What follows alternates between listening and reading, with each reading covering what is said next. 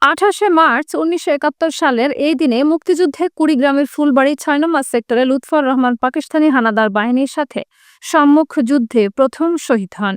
শহীদ লুৎফর রহমানের শাহাদাত বার্ষিকী উপলক্ষে আলোচনা সভা, দোয়া ও ইফতার মাহফিল আয়োজন করেছে ফুলবাড়ী মডেল প্রেস ক্লাব।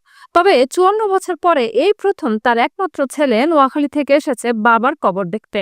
শহীদ লুৎফর রহমানের কবর জিয়ারতের পর উপজেলার প্রথম শহীদ মিনার চত্বরে আলোচনা সভায় ফুলবাড়ী মডেল প্রেস ক্লাবের সভাপতি ইউনুস আলী আনন্দর সঞ্চালনায় ও উপদেষ্টা ইউসুফ আলী সংগ্রামের সভাপতিত্বে বক্তব্য রাখেন ফুলবাড়ী থানার অফিসার ইনচার্জ মামুনুর রশিদ, উপজেলার সাবেক মুক্তিযোদ্ধা কমান্ডার মুজিবুর রহমান, উপজেলা বিএনপির সাবেক সিনিয়র সভাপতি লোকমান হোসেন সরকার, শহীদ লুৎফর রহমানের ছেলে মতিউর রহমান প্রমুখ।